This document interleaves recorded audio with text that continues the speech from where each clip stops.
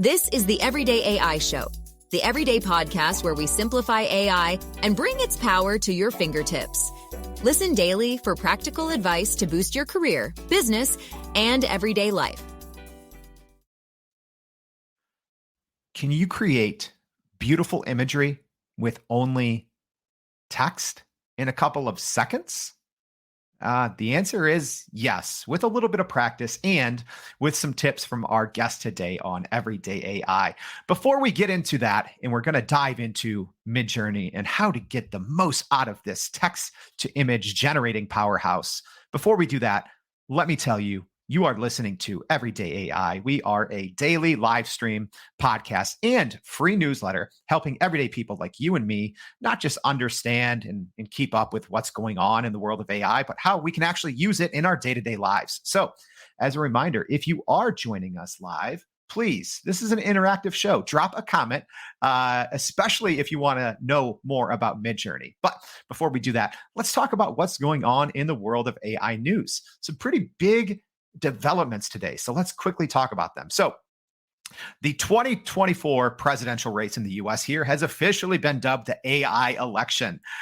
So there's a report that we're sharing about today in the newsletter, just talking about how in depth, the political parties are going in the US using AI in the election and in their political campaigns. The article is talking about how in-depth it goes, and it's wild. The second news piece to talk about today is Google's new AI strategy is actually tapping into gaming. So an article in PC Gamer today was talking about Google's kind of plan to beat or catch up with ChatGPT, and a lot of it has to go kind of old school with their gaming strategy. So more about that in the newsletter. Speaking of people trying to catch ChatGPT, so China's Baidu, their new AI bot, it's called Ernie Bot, and kind of a new story came out today with some findings saying that they're passing ChatGPT on some metrics already. So if you want to know if Baidu's Ernie Bot is going to catch ChatGPT, and we have a lot of other news, make sure that you go to youreverydayai.com and sign up for our free daily newsletter. So that's right, not just a live stream, not just a podcast, free daily newsletter. But that's not what you're here for. You're probably here to learn about Midjourney. So let's talk about that. So I'm going to bring on my guest today. So joining the Everyday AI live show today, we have David Barona, who is the founder of Prompter Mag. David, thank you for joining. Jordan, thank you, sir. I appreciate it, man. Thank you. Thanks for having me. All right, cool. We already have some people hanging out in the comments. Professor Muhammad, Lillian, Excellent. they're excited. Yes, let's go. Yes, let's go. So David, just tell us a little bit, what is Prompter Mag and how did you get into this whole Midjourney thing? How did I get, first of all, Prompter Mag is my publication that I've really dedicated to learning and teaching along the way how to use this platform and really how to get the most out of it. Honestly, I like making assets that I can use. I'm a graphic designer by trade, and I'm in sales. I make presentations. I have to use graphic assets all the time. So I really tried to develop a way that I could use Midjourney to do it, because obviously I can make them in about 5 seconds, studio quality, incredible stuff, and getting better with every version. And it was for my own tool. You know, I really wanted to make assets that I could use and make money from. I love seeing the great results, but I also really wanted to monetize it somehow. So that's where it was born, man. That's where it comes from, is from me wanting to make beautiful stuff that I can use and not have to take a month to make something incredible, you know? Yeah. Speaking of things that are incredible. So if you're joining the live stream, your eyes are going to be blessed here. If you're listening on the podcast, check the show notes. We're going to be sharing some of this imagery, and you can come back and watch the live stream here as well. But so we're showing Prompter Mag. So this is an unreleased edition. So we're always trying to break. Yeah, we're always trying to break news here on Everyday AI. But David, just tell us a bit about how the magazine is made up and kind of what the kind of the target or the goal is with the magazine. Sure. So yeah, and this issue, this is chalk art here. This issue is dropping in about an hour and a half or so. So you'll get to save the PDF, etc., and look through it yourself. Look, I was always, as a kid, I was obsessed with magazines. You know, I went to when my parents went to the grocery store, I would sit in the magazine aisle and just pull up whatever I could and just like absorb these images. And this was, this was inspired by these two particular magazines. One of them is called Wizard, and the other one is called Toy Fair. And these magazines are defunct now by years, but they stuck in my head, and they're about comic books and they're about collectible toys. And I, as you can see in the back, I'm a sneakerhead. I'm a collectibles guy. That's always been my thing. I like to be surrounded by like all this crazy, colorful stuff all the time. And that's sort of how that magazine looks too. You know, it sort of reflects what is around me and how I kind of like to visually sort of take everything in. So super image heavy. And I, you know, forgive me to all those guys who hate when somebody splatters images over text, but I'm like a David Carson guy. I don't know if anybody here, you know, knows Ray Gunn and someone who just cares about things looking beautiful and not necessarily, the perfect rule follower for design. I was always kind of a rule breaker, and I like destructive design. I know that sounds crazy, but I do. And yeah, that in a nutshell. Yeah. So let's quickly, actually, before we dive in deeper, I do want to hit rewind here because not everyone listening or watching has used Midjourney. So David, in the simplest way possible, explain kind of what Midjourney is and how it works. Well, Midjourney is an AI image generator, basically. And the way that this thing works, it's, you know, let's say you took an image and you shredded that image. Then you're dividing an image into many different but equal parts. You can pull those pieces apart and you can actually create multiple images that look similar but are built from the same image. This is the basic concept. It just starts pulling multiple options out of one or many other options, and these new options didn't exist before. And so in the end, it's just generating and predicting data, just like ChatGPT does, except this time it's visual. You can go simple. You could literally prompt, as I actually posted about not too long ago. You can prompt with an emoji, which is a little uncontrollable, but you can still do that. You can prompt with a single word. You can go with a story prompt where it's really kind of like a spoken anecdote almost. You can also go, I do a lot of, my brain works in like an SEO type of a way. I'm like, you know, tag. So I do a lot of tag style prompts where I'm just sort of lining up terms and separating them with commas to sort of organize it in my head. And yeah, it's to me, it's almost like an experimentation platform. It's so, I don't want to say user friendly because it may not be quite yet, soon, hopefully, but it's so like intuitive when you wrap your head around verbal, you know, text to image. That's it, man. I mean, that's it. Yeah. And the intuitiveness, I think, has gotten better. And, you know, if you are listening and this is catching your ear, or you're like, hey, what is this? So, you know, kind of like what David said, it is just text to image. So think of ChatGPT, but instead of text, you know, you get beautiful imagery on the other side. So, you know, OpenAI has their DALL-E kind of technology. There's stable diffusion, but Midjourney is, I think, one of the more popular options. And it's, you know, as you can see here on the screen, if you're tuning in, it creates some amazing results. David, the first time you use this with, you know, having a design background, obviously the quality has improved, but what was your thoughts when you could take text and get beautiful images out? It still is to this day. So, you know, as a designer, we get really satisfied when we complete a project and it looks beautiful and you know you've been through all the details, and it may take you a week, 2 weeks, a month. As an artist, it takes you potentially years to complete a piece, and you get this satisfaction where you kind of get this rush, right? At least that happens to me. And I with Midjourney, that satisfaction starts coming so fast that it's almost like I get a rush, and it's addicting, to be honest with you.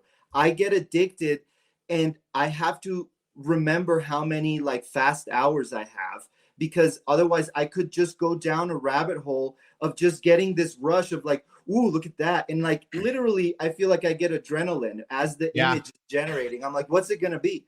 So it's been life-changing, man. I gotta tell you, it's definitely changed the way that I always said that AI is not gonna replace a refined craftsman, but it's going to change the way that we refine our craft. And 100%. you can just tell from the second you start using this stuff. Yeah. And just to follow up on David's point, in the free daily newsletter today, so go to youreverydayai.com. We have done a couple, quick 5-minute tutorials on Midjourney covering some of the things that, David's talking about here. But we do have a question from Audrey, and that kind of brings us to the whole topic of this episode. So saying, how do you source the group of texts? Is it through experiments or online threads? So David, talk a little bit about that, the keyword prompt method that you're using to get these images that we are seeing on screen.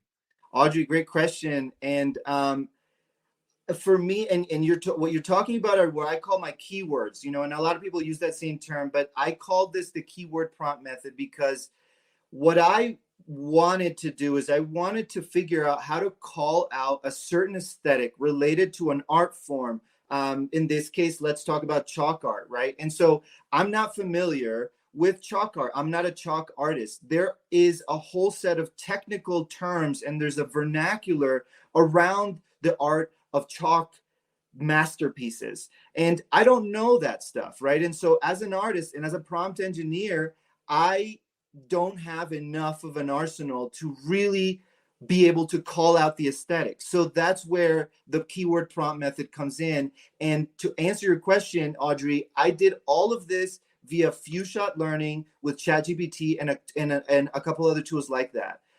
So I built a set of instructions, and then I call it out.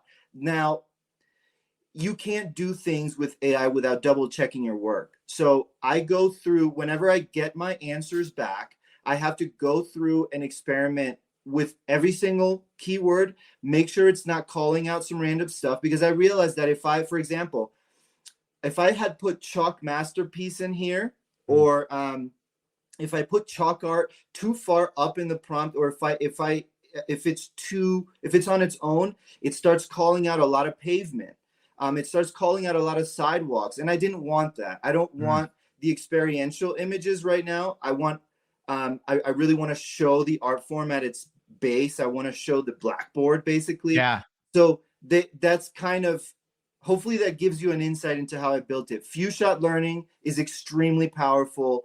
Get to know how AI really kind of works and how you can train these models, and then you'll get a lot more out of it. Yeah, that's a great point. And, with these, especially Midjourney, even myself personally, that's what I found myself doing early on is, changing one word at a time, moving the, where that word appears to see how it impacts the end result, which is great. And as a reminder, if you are listening on the podcast, we will be sharing, kind of sharing some of what David's talking about here. So on the screen, you can even see the images and the exact prompt that was used to create these images. So another great question here from Yadi, and I think this is driving a lot of what's going to be in the news in the coming months. I think there's going to be a lot of lawsuits. There already have been, but great question from Yadi saying any potential rights issues, licensing fees with Midjourney we'll need to consider in the future. Yeah, Yadi, great question. And I think this is a question for all of us. I keep literally dropping hints here and there on some of my comments. I'm like, and I think I own this stuff, because that's something else that I keep coming back to is now I have, and I was just telling Jordan, I've rolled at least 10,200, maybe I'm in the 10,500 images right now. And do I own them? Are they mine? Because I've downloaded them on my computer and they have my name. I mean, are they mine? I have no idea. What I do know is that I have purposely stayed away from dropping artists' names and anything look, I do a lot of times I will say Iron Man, I will do Optimus Prime, I will do characters, because if you think about it, those names are very unique. Snoop Dogg doesn't exist. Midjourney, it's only trained on Snoop Dogg, right? Like, it's gonna call out Snoop Dogg. So sometimes I want to use those likenesses, and I'm okay with letting those ones go, right? I'm okay if later on copyright comes for those and I have to let go of all my Marvel images or all my whatever images. I'm okay with it. I don't think it's going to happen that way, because I can go draw one and it's probably still mine, because it's my original work. But that's my suggestion, is just try to develop images that do not include likenesses or artists' names in your prompts. And you see many images that are rolled with multiple artists' names in the prompts. I just don't recommend it. But rather safe than sorry, Yeah. Yadi, great question. And David, great answer. I will say this, a lot of this is going to be a hot topic, not just for Midjourney images, but even just for ChatGPT, right? There's already been literally countless lawsuits. And I do think you have to look at how these models were originally trained. And I think when this technology first came out, people were getting results that had watermarks from the images they were trained from. So I do think that's something to keep in mind. And, speaking of like Adobe Firefly, so Adobe has their kind of own version of this. It's a little further behind, but Adobe, Yadi, to get to your question as an example, they trained their model with all images that they had copyright rights to. So, completely different. Another question I have for you, David, is, probably a lot of people listening, maybe they're not artists, maybe they're not graphic designers. How can, or maybe what are some ways that the everyday person who's not an artist or who isn't required to produce, pieces of art, how can they use Midjourney in their daily lives? Well, so, there's so many uses, and I think it comes down to thinking about, I have a son, I have a 5-year-old son. Okay. And I have to think about things like he has activities. Now we're keeping him home for the summer, and he's an artist. He loves drawing. And my wife is not an artist like me, but she needs to hold down the fort, and she needs some tools. So I introduce her to ChatGPT, and I introduced her to Midjourney. And now, for example, if he needs a page to color on, if he needs an empty coloring page, I will literally go to Midjourney and I'll create whatever it is that he wants with lines, so that it's it's good, right, for coloring. I'll make mazes for him. Then I also use it for, I guess, in your daily life, if you're not a graphic designer, maybe this doesn't apply to you, but I just use it for inspiration and mood boarding. So I don't go to Pinterest anymore. I don't really go to Google anymore. I really just go to Midjourney to get my sort of daily fill of inspiration for my sort of visual explorations every day. But a really good one is with kids. I have to bring that one's the first one that comes to mind, is making stuff that he can then, I can print and then use, and I don't have to go to Google and struggle to find like the right resolution and Yeah.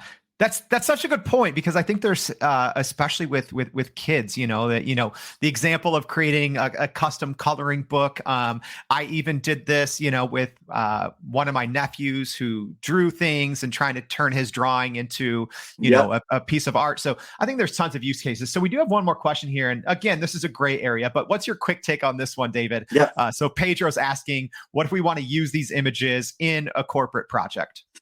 Listen, that, to be honest with you, is up to your corporate client. You have to disclose this. And I've shout out to Genesis Inc. here in Denver. They're an ad agency that I've been close to for a long time.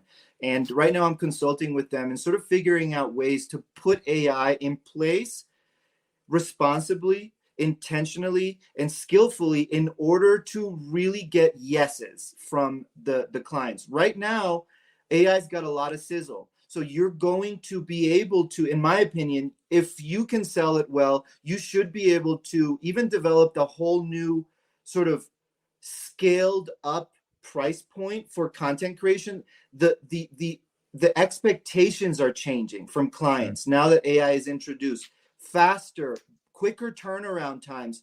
And so in a sense, you really have to feel out the client, because if they are full of lawyers and they just cannot move past the question of the legal problems, then no, you can't. But if they can be like, you know what, this project has an expiration date, we're going to put out a bunch of content and it's going to live for a month and then it's going to die anyway. Let's use it, right? Like copyright is not coming for AI images in the next 3 months.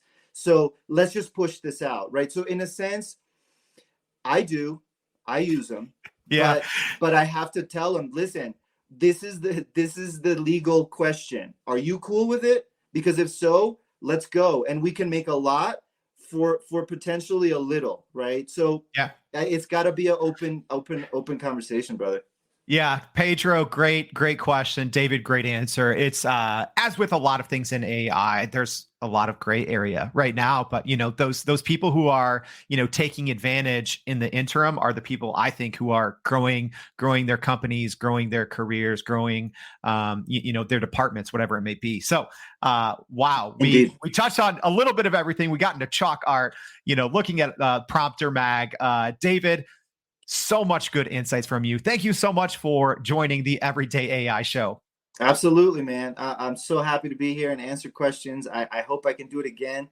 I hope that Midjourney becomes a tool for everybody, and you don't get replaced by AI if you're using it. It's just plain and simple. So start using it.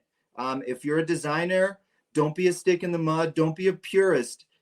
This happened before when computers came out. I talked to creative directors who were like, when computers came out, I didn't want to change. And then I realized it could make 10 things in the same amount of time that I could make one, so don't be a stick in the mud. It'll just hurt you, get into it, jump into it, and do it now, because the sizzle is still there. I believe it gets commoditized soon enough. Just enjoy it. Yeah. Love it. Love it. Great. Man. Great advice from someone who is currently riding the wave. So thank you again. And as a reminder, if you haven't already, go to youreverydayai.com. Make sure to sign up for our free daily newsletter. We're dropping it at 11 a.m. Central Standard Time every single day. And we're going to have a lot more. If you like some of the things that David said, if you want to know more, we're going to be sharing all those things. So thank you for tuning in. And we hope to see you back tomorrow and every day with Everyday AI. Thank you. And that's a wrap for today's edition of Everyday AI. Thanks for joining us. If you enjoyed this episode, please subscribe and leave us a rating. It helps keep us going. For a little more AI magic, visit youreverydayai.com and sign up to our daily newsletter so you don't get left behind. Go break some barriers, and we'll see you next time.